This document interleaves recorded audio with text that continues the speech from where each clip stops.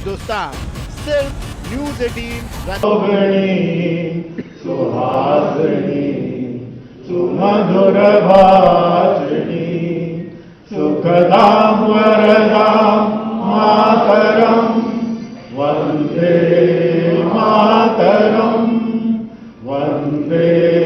मातरं। कृपया अपने स्थान बैठ जाएं।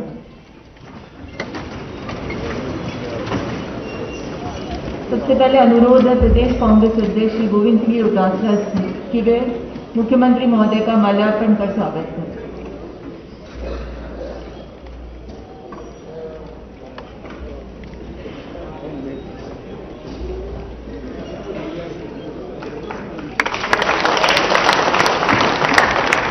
अनुरोध है कृषि मंत्री श्री कटारिया जी से कि वे एक अखिल भारतीय कांग्रेस कमेटी के सचिव श्री तरुण कुमार जी का माल्यार्पण कर स्वागत करें।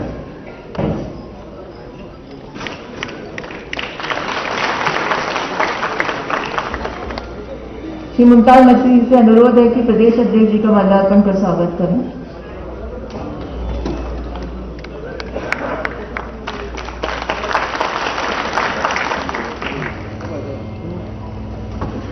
किसान प्रतिनिधि श्री हृदयकरण जी भी यहाँ मौजूद हैं, उनसे अनुरोध है कि वो मंच पर अपना स्थान ग्रहण करें। अनुरोध है सत्येंद्र भारद्वाज जी से कि वो श्री कटारिया जी का माल्यार्पण कर स्वागत करें।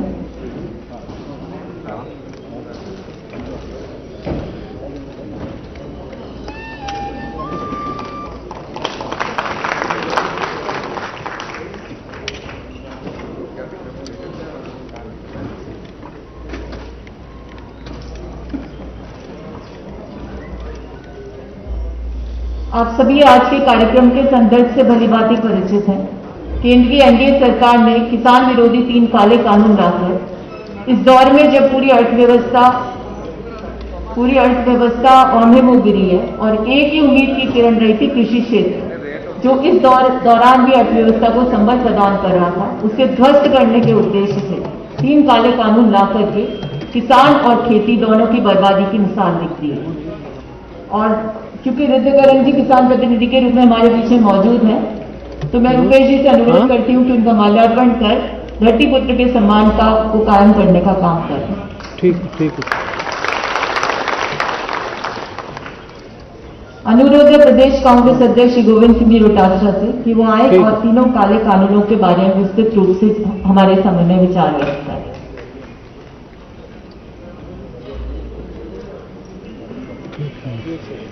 अखिल भारतीय कांग्रेस कमेटी के निर्देशानुसार राजस्थान प्रदेश कांग्रेस कमेटी द्वारा आयोजित इस राज्य स्तरीय किसान सम्मेलन में हमारे बीच में हमारे लोकप्रिय मुख्यमंत्री परम आदरणीय अशोक गहलोत साहब, मंच पर विराजमान अखिल भारतीय कांग्रेस कमेटी के हमारे सचिव आदरणीय तरुण कुमार जी, हमारे किसान नेता और कृषि मंत्री राजस्थान सरकार आदरणीय लालचंद कटारिया जी, हमारे किसान नेता आदरणीय रितगण चौधरी जी, सभी मेरे मंत्रिमंडल के साथीगण, सभी प्रदेश कांग्रेस कमेटी के निवर्तमान पदाधिकारीगण,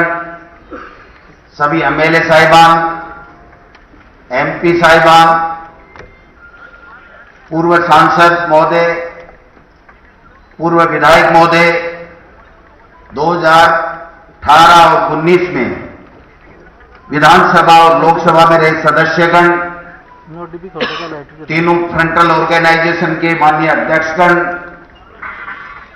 और मेरे प्यारे प्यारे आदरणीय किसान साथियों और पत्रकार बंधु, सबसे पहले मैं प्रदेश कांग्रेस कमेटी के इस आयोजन में सम्मानित मंच का और आप सब लोगों का,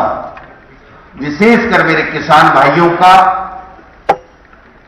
हार्दिक स्वागत करता हूं, अभिनंदन करता हूं। हम लोग समझते हैं कि एक ऐसे समय में हम ये आयोजन कर रहे हैं जब कोरोना का संक्रमण सरकार के बेहतर प्रबंधन के कारण बावजूद भी अभी तक पूरी तरीके से समाप्त नहीं हुआ है। लेकिन जिस प्रकार से मोदी जी की सरकार, केंद्र की सरकार कोरोना संक्रमण को खत्म करने के बजाय किसान को खत्म करने के ऊपर तुली हुई है और 3 काले कानून जो किसान के खिलाफ लाए गए हैं, उनके विरुद्ध में किसानों के बीच में हम सबको जाकर के उनको बताना पड़ेगा। उसके साथ सोनिया गांधी जी और राहुल गांधी जी के निर्देशानुसार हम सब कांग्रेस के कार्यकर्ता, पदाधिकारी, विधायक, एमपी को खड़ा होना पड़ेगा, क्योंकि किसान का अगर कभी किसी ने भला चाहा है तो वो कांग्रेस पार्टी है। आपने देखा होगा कि जब यूपीए सरकार में आम सहमति से भूमि अधिग्रहण कानून पारित हुआ तो किसान खुशी से बलियों उछला था। लेकिन जब एनडीए सरकार आई तो एनडीए सरकार आने के बाद में आते ही बड़े बड़े उद्योगपतियों को जमीन देने के लिए उन्होंने बार बार संशोधन करने की कुचेष्टा की। कुछ संशोधन किए भी, लेकिन राहुल गांधी जी के नेतृत्व में किसान के साथ कांग्रेस पार्टी और कांग्रेस पार्टी का कार्यकर्ता खड़ा हुआ। अन्य दल जो एनडीए के हिस्सा नहीं थे वो भी सब खड़े हुए और एक बिगुल बजा, और उस बिगुल बजने के कारण से उनको वापस उस कानून को निरस्त करना पड़ा जो अडानी और अंबानी और बड़े लोगों के लिए लाया जा रहा है। उसके बाद में जिस प्रकार से नोटबंदी का कुप्रयास किया गया और उस षड्यंत्र में वो कुछ हद तक सफल भी हो गए, उससे भी किसान के चोट पहुंची, किसान कमजोर हुआ, छोटे व्यापारी भी कमजोर हुए। उसके बाद में जीएसटी ला करके छोटे व्यापारियों को खत्म करने की कुचेष्टा की गई, जिसके सबके सामने ये सारी बातें हैं। लेकिन आज जो 3 काले कानून इसलिए कहते हैं कि जो मोदी जी मुख्यमंत्री रहते हुए प्रधानमंत्री मनमोहन सिंह जी को ये कहते थे, लिख के दिया था कि जब किसान के हक में कानून बनाइए और वो जो कानून आप बनाओ उसमें एमएसपी अनिवार्य रूप से किसान को मिले, फसल का समर्थन मूल्य उसको मिले, ये कानून आप लेकर के आइए। और किसान की आय प्रधानमंत्री के पद पर घोषित होने के बाद में दोगुनी करने की बात कही थी, 2 करोड़ बेरोजगारों को रोजगार देने की प्रतिवर्ष बात कही थी। और जिस प्रकार से किसान की लागत आने के बाद में 50% मुनाफा देने की मोदी जी ने बात कही थी, वो मोदी जी आज 7 साल हो गए उनको सरकार में आने के बावजूद, लेकिन एक भी फैसला ऐसा नहीं किया